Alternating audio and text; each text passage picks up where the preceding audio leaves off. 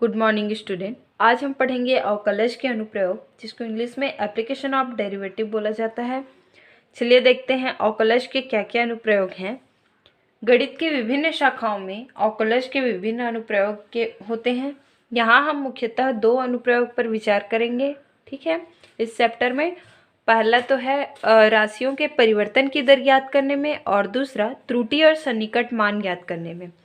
त्रुटि इरर क्या क्या है ना, और उनके क्या क्या इरर हो सकते हैं और उनके नज़दीकी वैल्यू क्या हो सकते हैं उसको देखेंगे, ठीक है।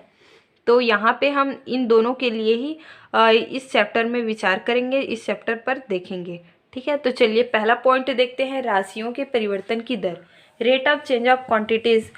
कैसे हम किसी राशियों के परिवर्तन की दर ज्ञात करते हैं, देखते हैं। मान के चलते हैं हम y इक्वल टू कोई फंक्शन, ठीक है। अब हम y इक्वल टू मान लेते हैं fx। तब हम यदि y का अवकलन x के सापेक्ष करें तो dy बाई डी एक्स, जिसको हम एफ डैश एक्स लिख सकते हैं, ठीक है। x के सापेक्ष y परिवर्तन की दर, एक अवकलन जो करते हैं वही उसके लिए क्या कहलाता है, x के सापेक्ष हम अवकलन कर रहे हैं, तो उसके लिए y जो है वो परिवर्तन हो गया। dy बाई डी एक्स जो है वो x के सापेक्ष परिवर्तन की दर को बताता है, निरूपित करता है, ठीक है। और इसके लिए x इक्वल टू ए पर मान को हम क्या लिख सकते हैं, देखिए dy by D x, bracket के बाहर में x इक्वल टू ए। यहाँ यदि दो राशियाँ x और y t के सापेक्ष परिवर्तित हो रही हों, अर्थात x equal to F T और y equal to G T, हम दो वेरिएबल लेके चल रहे हैं x और y, ठीक है। अब इसको हम t के सापेक्ष बताएं कि इनमें जो परिवर्तन है वो t के सापेक्ष इस प्रकार है कि x equal to F T और y equal to G T. तब श्रृंखला नियम से देखिए क्या लिख सकते हैं, dy बाई डी एक्स जो हमें चाहिए है ना, लेकिन हमने क्या किया है, y वाले फंक्शन को t के रूप में लिखा और x वाले फंक्शन को भी t के रूप में लिखा। तो यहाँ से हम लिख सकते हैं dy by D T upon D X by D T. D T cancel हो जाएगा, तो इसको हम लिख सकते हैं dy बाई डी एक्स। जहाँ हम लेंगे D X by D T, हर जो है वो नॉट इक्वल होगा किसके, जीरो के। अतः x के सापेक्ष y के परिवर्तन की दर का परिकलन t के सापेक्ष y के परिवर्तन t के सापेक्ष y और x के परिवर्तन की दर का प्रयोग करके आसानी से किया जा सकता है, ठीक है। ये तो है आपका राशियों के परिवर्तन की दर कैसे निकालेंगे वो है, ठीक है। चलिए इसको उदाहरण के तौर पे एक आध उदाहरण देख के और अच्छे से समझते हैं। देखिए पहला उदाहरण देख लेते हैं। वृत्त के क्षेत्रफल के परिवर्तन की दर इसकी त्रिज्या r के सापेक्ष ज्ञात कीजिए, जब r जो है वो 5 सेंटीमीटर दिया गया है, ठीक है। तो वृत्त के क्षेत्रफल के परिवर्तन की दर, दैट मीन्स सबसे पहले आप ले लेंगे वृत्त के क्षेत्रफल, ठीक है। वृत्त के क्षेत्रफल जिसको हम a से दर्शाते हैं वो क्या होता है, तो वृत्त का क्षेत्रफल बराबर होता है पाई आर स्क्वायर, जहाँ r उसकी क्या है, उस वृत्त की, उस सर्कल की त्रिज्या है, ठीक है। देखिए हम उदाहरण नंबर पहला देख रहे हैं। वृत्त के क्षेत्रफल के परिवर्तन की दर इसकी त्रिज्या r के सापेक्ष ज्ञात कीजिए, ठीक है। परिवर्तन की दर निकालना है, तो सबसे पहले देखिए इसका सॉल्यूशन देखते हैं। माना कि r त्रिज्या वाले वृत्त का क्षेत्रफल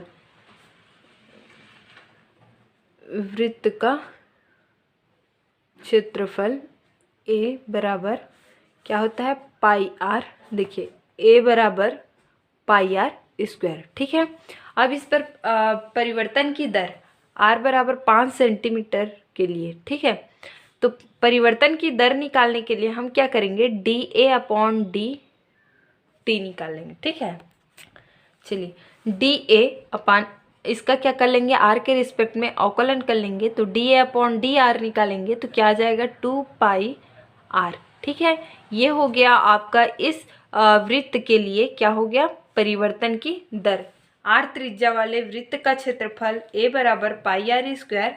अब इस पर परिवर्तन की दर निकालेंगे तो परिवर्तन की दर हो जाएगा dA/dr। अवकलन करेंगे तो परिवर्तन निकल जाएगा, तो dA/dr इक्वल टू 2πr। अब r बराबर 5 सेंटीमीटर त्रिज्या वाले देखिए दिया गया है आपका, जब r की वैल्यू 5 सेंटीमीटर है तो r क्या निकालना है, वृत्त के क्षेत्रफल के परिवर्तन की दर, इसकी त्रिज्या r के सापेक्ष ज्ञात कीजिए। ठीक है, परिवर्तन की दर निकालना है त्रिज्या r के सापेक्ष, और r की वैल्यू 5 सेंटीमीटर दिया गया है, तो यहाँ पे हम वैल्यू रखेंगे तो dr इक्वल टू 2 × 5 पाई। ठीक है, तो ये आ जाएगा dA/dr इक्वल टू 10 पाई, जिसको लिख सकते हैं सेंटीमीटर स्क्वायर पर सेकेंड। ठीक है, तो ये हो गया आपका। अतः वृत्त का क्षेत्रफल 10 पाई सेंटीमीटर स्क्वायर पर सेकेंड की दर से बदल रहा है। ठीक है, ये आंसर हो गया। तो ये तो हमने उदाहरण नंबर फर्स्ट देखा। चलिए प्रश्नावली का क्वेश्चन देखते हैं। देखिए इसमें जो आईएमपी क्वेश्चंस हैं आप देखेंगे, छांटेंगे अनसॉल्व वगैरह से। ठीक है, जो आईएमपी क्वेश्चंस हैं उन सबको आप अच्छे से कर लेंगे। ठीक है, इसमें से क्वेश्चंस जो हैं रिपीट होते रहते हैं। तो चलिए हम इसमें प्रश्नावली 14.1 में पहला प्रश्न देखेंगे। क्या दिया गया है, वृत्त के क्षेत्रफल के परिवर्तन की दर, इसकी त्रिज्या r के सापेक्ष ज्ञात कीजिए, जबकि r इक्वल टू 3 सेंटीमीटर और दूसरा दिया है r इक्वल टू 4 सेंटीमीटर है। ठीक है, इसमें भी सेम करना है हमारा। वृत्त का क्षेत्रफल, वृत्त के क्षेत्रफल के परिवर्तन की दर, दैट मीन्स हम सबसे पहले क्या करेंगे, देखिए 1 मिनट, पहला क्वेश्चन है, इसका सॉल्यूशन देखेंगे। माना कि r त्रिज्या वाले वृत्त का क्षेत्रफल, r त्रिज्या वाले वृत्त का क्षेत्रफल a बराबर पाई r स्क्वायर। ठीक है, अब परिवर्तन की दर निकालेंगे। परिवर्तन की दर, दैट मीन्स r के रिस्पेक्ट में इसका अवकलन, तो dA/dr इक्वल टू 2πr।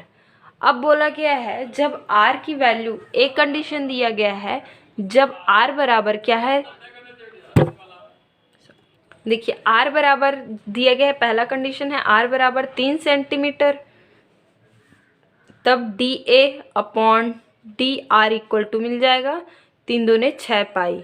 ठीक है, अब इसी तरीके से b बराबर दिया है r बराबर 4 सेंटीमीटर, तो परिवर्तन निकल जाएगा dA/dr इक्वल टू 8 पाई। ये हो गया आंसर, ये इसके लिए और ये इसके लिए। ये रहा आपका प्रश्नावली 14.1 का पहला प्रश्न। चलिए देखते हैं अब अगला प्रश्न। देखिए इसी तरीके से आपका दूसरा प्रश्न भी कहता है कि एक वृत्त की त्रिज्या 0.7 सेंटीमीटर पर सेकेंड की दर से बढ़ रही है, इसकी परिधि की वृद्धि की दर क्या है जब r बराबर 4.9 सेंटीमीटर है। वृत्त की परिधि बराबर क्या होता है उसको देखेंगे सबसे पहले, है ना। तो यहाँ पे वृत्त की त्रिज्या r दी गई है 0.7 सेंटीमीटर, और वृत्त की परिधि क्या होती है उसको लिखेंगे। फिर वहाँ से आपका बोला गया है परिधि की वृद्धि दर क्या है जब जब r इक्वल टू 4.9 सेंटीमीटर। तो सेकंड नंबर का क्वेश्चन आप बना के देखेंगे। चलिए देखते हैं आप तीसरा नंबर का प्रश्न क्या कहता है। एक घन का आयतन 8 सेंटीमीटर स्क्वायर पर सेकेंड की दर से बढ़ रहा है, पृष्ठ क्षेत्रफल किस दर से बढ़ रहा है जबकि इसके कोर की लंबाई 12 सेंटीमीटर है। इस क्वेश्चन का सॉल्यूशन देखते हैं। घन का आयतन, सबसे पहले देखिए तीसरा नंबर का क्वेश्चन का सॉल्यूशन है, घन का आयतन भी, घन का आयतन भी, ठीक है, ये दिया है आपका a का क्यूब। घन का आयतन a का क्यूब होता है। ठीक है, अब आयतन दिया गया है आपके पास 8 सेंटीमीटर पर सेकंड की दर से बढ़ रहा है। पृष्ठ क्षेत्रफल किस दर से बढ़ रहा है जबकि इसके कोर की लंबाई 12 सेंटीमीटर है। ठीक है, और आपका होता है एस बराबर 6a²। ठीक है, ये कोर की लंबाई a है और यहाँ से ये आपके पास इसमें दिया गया घन का आयतन that means dV/dt equal to दिया गया है 8 सेंटीमीटर। ठीक है, स्क्वायर पर सेकेंड। तो यहाँ से देखिए v बराबर क्या होता है a का क्यूब। इसका हम अवकलन करेंगे t के सापेक्ष, तो dV/dt इक्वल टू क्या मिल जाएगा 3a² dA/dt। ठीक है, यहाँ से हम लिख सकते हैं, देखिए dV/dt की वैल्यू क्वेश्चन में हमारे पास घन का आयतन दिया गया है 8 सेंटीमीटर। ठीक है, उससे बढ़ रहा है बोला है, तो ये हो dV/dt की value 8 equal to 3a² dA/dt। ठीक है, ये 3a² इधर ट्रांसफ़र हो जाएगा तो 8/3a² dA/dt। फिर s की वैल्यू क्या है 6a²। ठीक है, अब हम निकालेंगे s इक्वल टू 6a²। तो यहाँ से इसका हम कोर के लिए निकालेंगे तो इसमें क्या हो जाएगा, ये s पृष्ठ क्षेत्रफल है। ठीक है, तो इसका अवकलन हम करेंगे ds/dt equal to 12a into dA/dt। Value put कीजिए ds/dt, इसी को हमें निकालना है ना। 12a dA/dt की वैल्यू क्या है, देखिए 8/3 a का वर्ग। ये हो गया, और इसको सॉल्व करेंगे तो ये हो जाएगा ds/dt equal to 4 × 8/3a।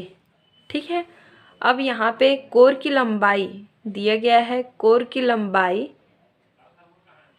12 centimetre. तो a बराबर 12 सेंटीमीटर लिखो, तो ये हो जाएगा ds/dt इक्वल टू 4 × 8 ये हो जाएगा, हाँ ये 3 नहीं है ना, खाली ये है, तो ये हो गया 12। तो ये इसको हम सॉल्व करेंगे तो ds/dt की वैल्यू आ जाएगी ds/dt equal to 8/3 centimetre square पर सेकेंड। ये हो गया आपका आंसर ds/dt। देखिए क्या बोला गया है क्वेश्चन में, पृष्ठ क्षेत्रफल किस दर से बढ़ रहा है। तो ये पृष्ठ क्षेत्रफल हो गया, s पृष्ठ क्षेत्रफल है, अब किस दर से बढ़ रहा है, परिवर्तन को बता रहा है। तो ये 8/3 सेंटीमीटर स्क्वायर पर सेकेंड से बढ़ रहा है। ठीक है, तो ये हो गया आपका तीसरा प्रश्न। चलिए देखेंगे अगला प्रश्न। चलिए उदाहरण नंबर 5 देखते हैं। एक स्थिर झील में एक पत्थर डाला जाता है और तरंगे वृत्तों में 4 सेंटीमीटर पर सेकेंड की गति से चलती है। जब वृत्ताकार तरंग की त्रिज्या 10 सेंटीमीटर है तो उस क्षण क्षेत्रफल कितनी तेजी से बढ़ रहा है। इस क्वेश्चन का सॉल्यूशन चलिए देखते हैं।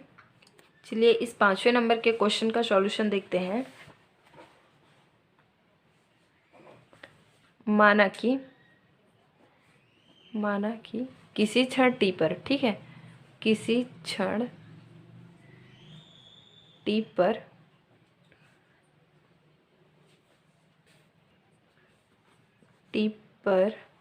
r त्रिज्या के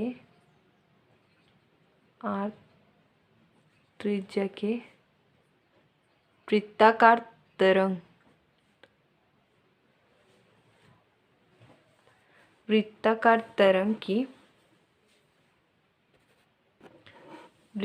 तरंग का क्षेत्रफल a बराबर πr²। ठीक है, तब हम इसका अवकलन करेंगे, इसका परिवर्तन रूप निकालेंगे तो dA/dt इक्वल टू t के रिस्पेक्ट में तो 2πr × dr/dt आ जाएगा। ठीक है, चूँकि आपके पास क्वेश्चन में कहा गया है कि तरंगे वृत्तों में 4 सेंटीमीटर पर सेकेंड की गति से चलती हैं, अर्थात dr/dt की वैल्यू क्या है, 4 सेंटीमीटर पर सेकेंड। ठीक है, dr/dt equal to 4 centimetre square पर सेकेंड की गति से चलती हैं। ठीक है, ये दिया है ना, दिया है। तो यहाँ से आपका क्या आ जाएगा, देखिए dA/dt equal to 2πr into 4 centimetre. ठीक है, तो ये आ जाएगा dA/dt इक्वल टू 8πr। अब बोला गया है 10 सेंटीमीटर की त्रिज्या से, ठीक है, वृत्ताकार तरंग की त्रिज्या 10 सेंटीमीटर है, तो r की वैल्यू क्या लिखेंगे, r बराबर 10 सेंटीमीटर।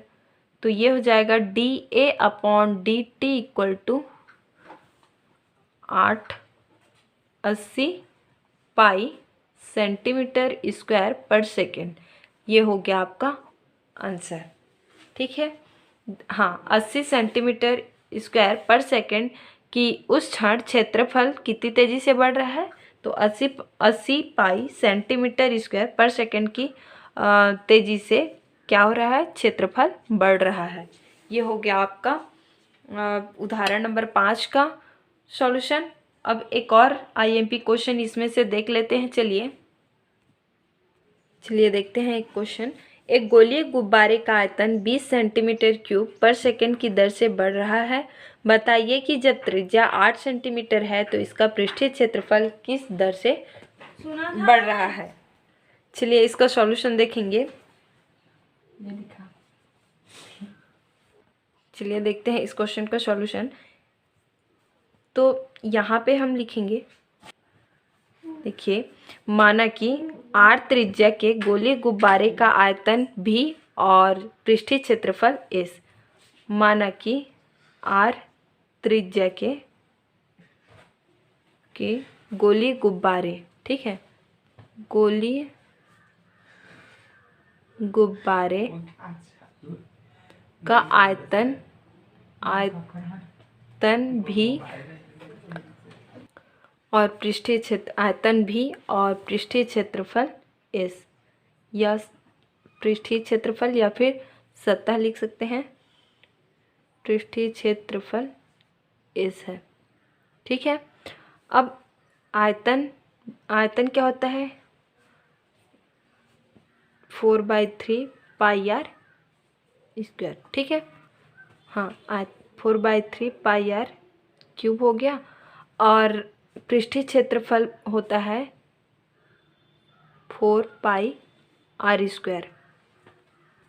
तो चलिए यहाँ से हम क्या करेंगे, इस आयतन में इसको निकालेंगे dV/dt। तो ये आ जाएगा 4/3 पाई 3 r स्क्वायर इंटू dr/dt। ठीक है, अब यहाँ से आयतन हमारे पास दिया गया क्वेश्चन में, गुब्बारे का आयतन 20 सेंटीमीटर, हाँ, 20 सेंटीमीटर क्यूब पर सेकंड की दर से बढ़ रहा है ना। तो आयतन बढ़ रहा है कितना सेंटीमीटर से, 20 सेंटीमीटर। तो dV/dt ये आयतन में परिवर्तन हो गया, तो ये हो गया 20 और ये 4/3 पाई, और यहाँ पे है 3r स्क्वायर इंटू dr/dt। तो यहाँ से 3 कैंसिल हो गया, और ये आपका आ जाएगा 20/4 into 20/4 upon r square equal to, हाँ, पाई dr/dt। ठीक है, तो ये आ गया आपका 5/r square pi equal to dr/dt। इसकी वैल्यू मिल गई। अब चूंकि हमें पता है क्या निकालना है, हमें पृष्ठीय क्षेत्रफल किस दर से बढ़ रहा है ये निकालना है। ठीक है, तो इसका पृष्ठीय क्षेत्रफल किस दर से बढ़ रहा है, दैट मीन्स ds/dt निकालना है। तो यहाँ से हम s बराबर 4 पाई r स्क्वायर है, तो इससे हम निकालेंगे 4 पाई r स्क्वायर। इसमें परिवर्तन निकालेंगे पृष्ठीय क्षेत्रफल में, तो ds/dt निकल जाएगा, और ये हो जाएगा 4 pi into 2r into dr/dt। Value put कीजिए, ds/dt equal to 4 pi into 2, r की जगह में, हाँ, r, और dr/dt की वैल्यू कितना है, 5/r² पाई। ठीक है, यहाँ से आप निकाल सकते हैं ds/dt इक्वल टू 4 दूनी 8 पाई r।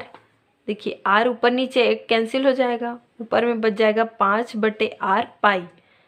चूँकि आपके पास दिया गया है त्रिज्या 8 सेंटीमीटर है, तो यहाँ पे हम r की वैल्यू 8 सेंटीमीटर रख देंगे, तो ये हो जाएगा ds/dt इक्वल टू 8 पाई गुणा 5/8 पाई।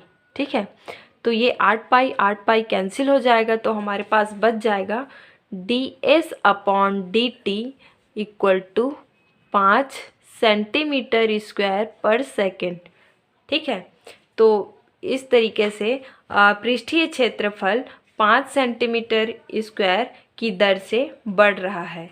ये हो गया आपका आंसर। ठीक है, तो ये तो रहा आपका मेन क्वेश्चन एक मैंने बता दिया। इसमें और आपके बुक में एग्जांपल्स और प्रश्नावली पे क्वेश्चंस दिए गए हैं, आप इनको सॉल्व करके देखेंगे। जो और नहीं बनेगा उस क्वेश्चन को आप भेजेंगे, व्हाट्सएप करेंगे। ठीक है, तो चलिए आज के लिए बस इतना ही। धन्यवाद।